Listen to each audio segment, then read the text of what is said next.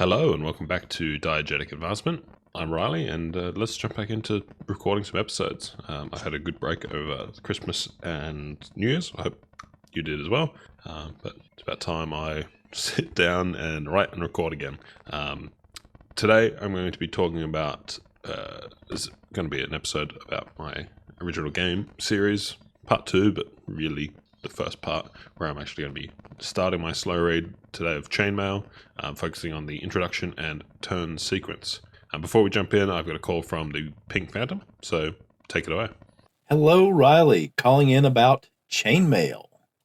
I really like this idea. I've been flubbing around with Chainmail for a while now, and it seems like every time I reread sections or read sections that I maybe skimmed over and didn't read all the way through, I discover some new and interesting things or things that I was misinterpreted or misremembered. Reading through the introduction, it's interesting to see that he recommends a table of at least 4 feet to 7 feet wide and at least 8 feet in length. A lot of the, I guess, more modern, for lack of a better term, rules I've read seem to talk a lot about 3 foot by 4 foot tables or 6 foot by 4 foot tables. So by that standard, this would be a very large table. I mean, 7 feet by at least 8 feet.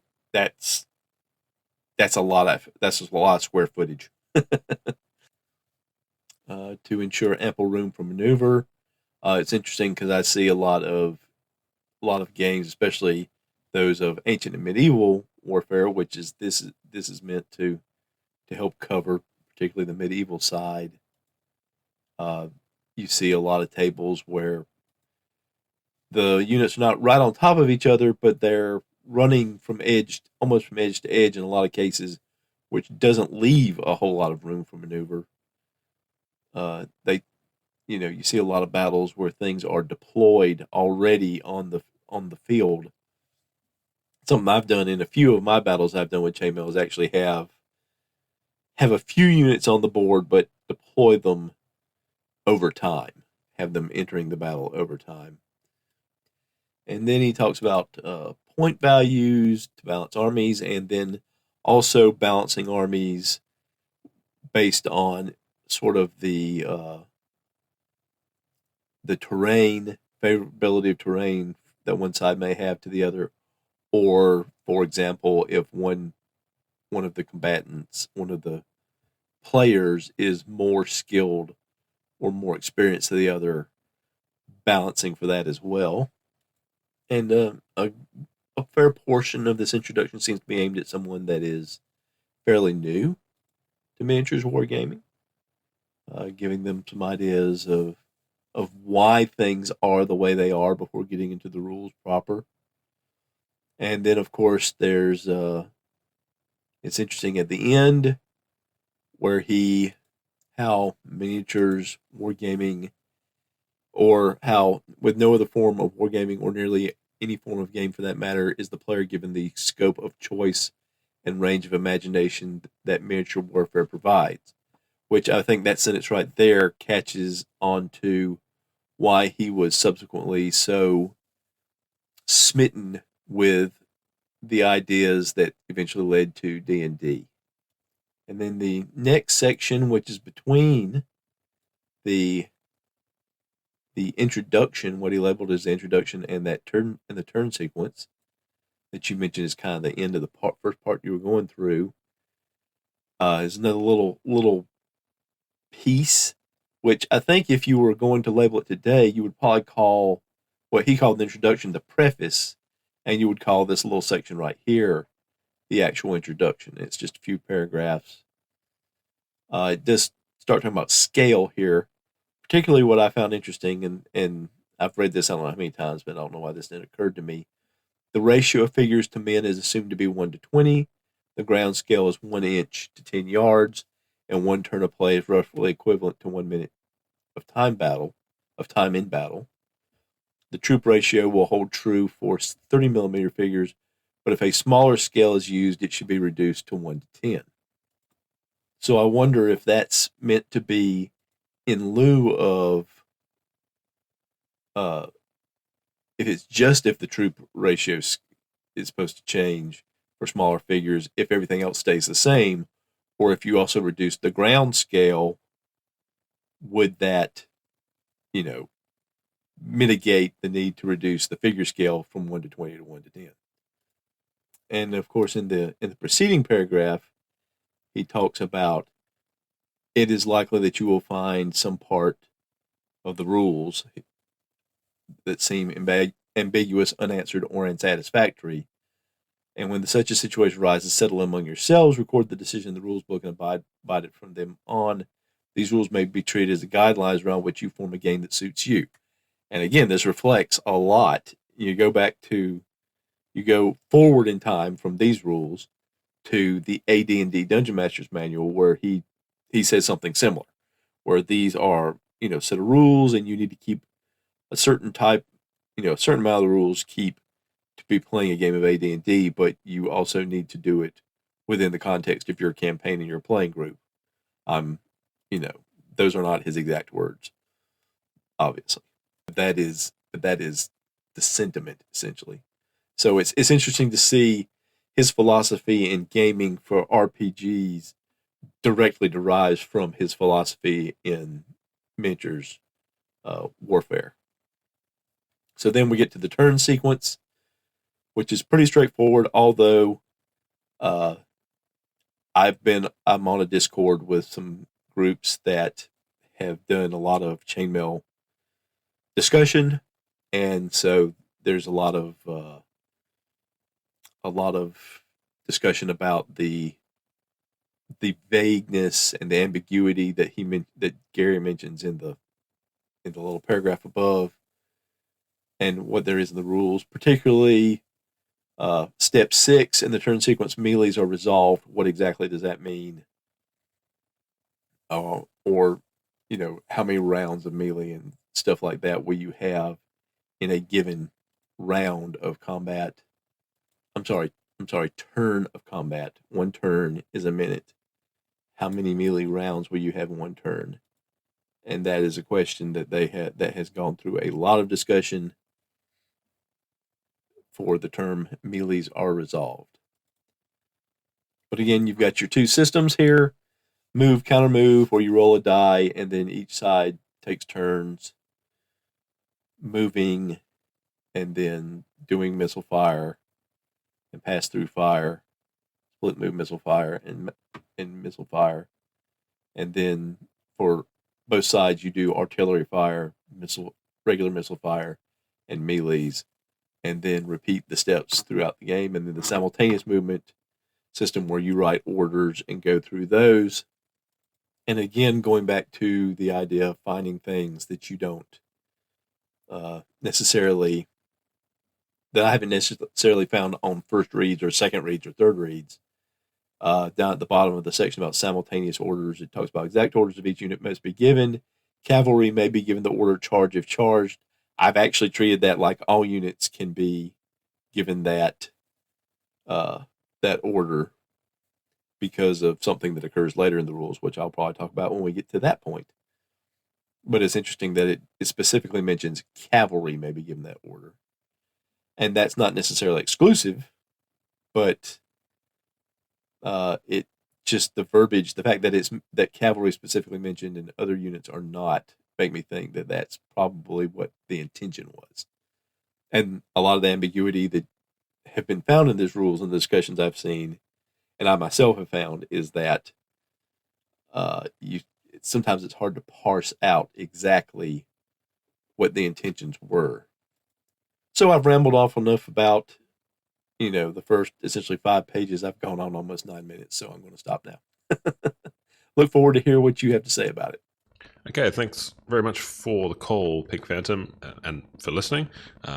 I really appreciate you taking the time to put something very detailed together. I mentioned a few things that you mentioned in the call throughout my analysis, so I'll just let your call kind of stand on its own for the moment, but I do really appreciate it and enjoyed listening to your thoughts. Interestingly, I think we're going to talk about the introduction and turn sequence, but you make a good point that really the introduction could be split into two. The first being a prelude introduction to miniature wargaming, and the next being the actual introduction to Chainmail. On that note, let's kind of tackle that prelude first. There are a couple of key points I want to highlight. Firstly, what do you need to play? It says rules, minis, accompanying equipment. I'm not sure what this actually means, and at least for the moment it's not expanded on. Perhaps dice and measuring tools. Playing area and terrain. We also get a hint at the tone that this book might have, which is personable and at times humorous. Quote, "There can be no doubt that you have fulfilled the first requirement, for you have purchased this set of rules," mentioning the requirement for rules. A large portion is dedicated to the table, and specifically terrain, how you might build your own or what to use to represent it, which is cool. And as Pink Phantom noted, the size of the table seems just insane for many modern miniature wargamers, I guess. An 8 foot long and between 4 and 7 feet wide board is recommended, with the ultimate form of this being a sand table, which would need to be a very sturdy table and strong ground to hold all the weight. I think most competitive games these days are using a 6x4 board, which a lot of gamers still find too large already, and preferring smaller scale of 3 or 4 foot square boards, which is kind of my preference as well. Yeah, it's pretty hard to find a 6x4 table that you can keep out or store away. The other section talks about picking forces and scenarios. Playing out historic battles is mentioned, of course, which makes the issue of assigning forces and goals relatively trivial, but there are some key pieces of advice I want to highlight for non-historic battles. Advice for picking balanced forces is given, with some generic advice about force composition. Missile fire is good, pikemen are also good, and points are provided later in the book to assist this. But the key isn't creating two perfectly balanced or equitable forces, it's about creating an interesting battle to play out. Quote, "If, for example, the better player is to receive a 300-point army, it might be wise to allow his opponent to select 50 additional points." And a further quote, "The side with such a terrain advantage should probably have a considerably weaker army." It's interesting to think about this in relation to the OSR maximum of non-balanced encounters. I think this supports that maximum, not contradicts it, but that's probably a separate post, and I'll kind of note that to come back to at some point. Combat here is designed to emulate what is historically known about capabilities of a troop type, with the allowance for some chance. Horsemen will defeat footmen, but the small chance that a footman will triumph remains. Also, the footmen surprising the horsemen and attacking from the rear or flank will provide a significant advantage. I'll again make a note here of the combination of surprise and rear or flank attack for later discussion. That might come up as we go through the books. The importance and inclusion of morale is also mentioned. Morale is checked before and after combat. Loss of heart, quote, "loss of heart being at least as serious as defeat. Most battles are won without the necessity of decimation of the losing side," end quote. Lastly, there are some interesting bits that might shed some light on the evolution from wargame to role-playing game. And I'll kind of cut in here to shout out Jason's recent episode talking with Daniel of Bandit's Keep about similar topics. That'll be linked to the show notes. Campaigns. Forces are moved around on a map, with battles occurring when forces come into contact, which isn't terribly new or surprising. The role of the player. Each player takes the role of the general or commander, ordering troops around. And finally, this quote, With no other form of wargaming, or nearly any form of game for that matter, is the player given the scope of choice and range of imagination that miniature wargaming provides." Obviously, role-playing games don't exist yet, but it's obviously mentioning here that you get this creative freedom to inhabit a character and do things in the world, right? Which becomes the role-playing game. Okay, now on to the intro. We're still in the introduction, but as I mentioned, or as Pink Phantom mentioned, it really probably could be split into. This section is much shorter. It's made clear that the rules are for Middle Ages and intend to reflect combat in this period reasonably well. They also hope that beyond providing you with the enjoyment of play, that you might be interested in learning more about the history of the time, which may improve your life somewhat, apparently. Quote, "Such study will at least enrich the life of the new historian." There is some talk about the scale of miniature figures used, which I think is mostly unimportant, but there are other scales worth noting. The ratio of figures to men, with one figure representing 20 men. The ground scale of 1 inch is 10 yards, and 1 turn is roughly equivalent to 1 minute. We'll note those for later. Lastly, the obviously interesting section to call out, which I'll just directly quote. it is likely that you will eventually find some part that seems ambiguous, unanswered, or unsatisfactory. When such a situation arises, settle it amongst yourselves, record the decision in the rules book, and abide by it from then on. These rules may be treated as a guideline around which you form a game that suits you. It is always a good idea to amend the rules to allow for historical precedence or common sense. Follow the spirit of the rules rather than the letter. End quote. I don't think I need to share too many thoughts on this just yet, but this is obviously has strong ties to the OSR maximum rulings over rules. So again, we'll note that for future. Okay, now onto the turn sequence, the last section for today. I'm being reserved in my interpretation of the text thus far, mainly making notes of interesting sections, and this will continue here. Many sections aren't terribly interesting, at least for the purpose of this blog and read-through, until we look at D&D proper. So, two separate systems are presented.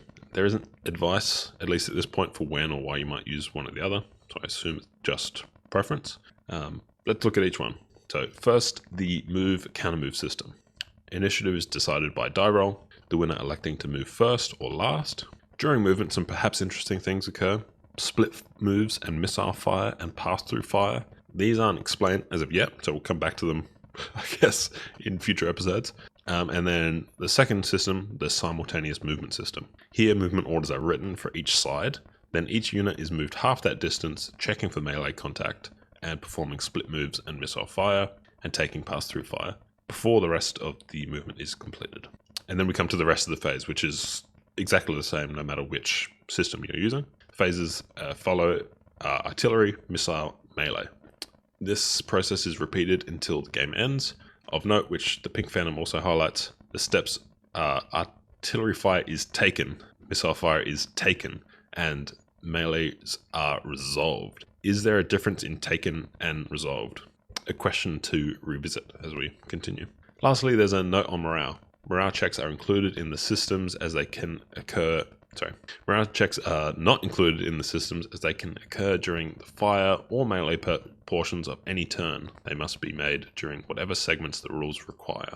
Okay, notes and questions. I want to keep a list of things I found noteworthy and questions I have that have yet to be answered. So here they are in a fairly high-level short form, which might not make exact sense by themselves, but should be good enough for me to revisit as we continue. Okay, so notes. Balance and rulings over rules. These are the sort of OSR maximum interesting part. There's the surprise and the rear or flank attack. The scale of figures, movement, distance and time. And the roles and imagination. Right? Talking about evolution of wargame to RPG. And then there are some questions that I have for as we continue. And we'll see if we get answers. Accompanying equipment. I don't know what that means. Yeah, we've got our guesses, of course. Split fire and movement. I'm assuming I think this is the same thing. It's not split fire and it's not split movement and fire as two separate things. You split fire, split move and fire is one thing you can do, and then you've got pass through fire. And I'm pretty sure this is just a unit split moves and fires, and the target of that is getting the pass through fire. Maybe I think I know there's some relation there, but I can't remember the rules, so we'll get to them. Campaigns. Let's see if there's any further mentions or guidance for how to set one up or run them. Morale, still unanswered. And the resolved versus taken between other phases and melee. Is there a difference? Okay, let's wrap this up and see what's next. I felt that was a decent amount of content to cover. I was able to find the time to read through it and mull it over and write something up. So let's aim for the same again in a week's time. This week was roughly 4 to 5 pages, and that would make next week go from terrain effects upon movement at the bottom of page 9, and we'll end up on page 14, just before it begins to talk about melees. So you can expect that in a week-ish. We'll see. I'll be able to write it in a week. We'll see how long it takes me to record. Anyway, thank you so much for listening. A little bit of a longer episode, which is okay. Thank you very much, Pink Phantom, for calling in with your thoughts. I think you added some great insight that I might not have found myself, so I really appreciate that. As I mentioned, there'll be a link to the call to the episode from Jason with Nerds RPG Variety Cast, and of course to Pink Phantom's show. I will have another post about the second part, well, the following part of this series, continuing in about a weekish, as I said. But you can expect updates from Diegetic Advancement roughly the same time. I've got some campaign updates to give. It's some general. I've got a product to review. The usual stuff. And thirdly, I'm inspired by a couple of other posts to talk about some aspirations for the new year. So there'll be a post about that coming up in probably about a week as well. So it might be a busy recording schedule. Okay, I've droned on way too long now. Thank you very much, and bye for now.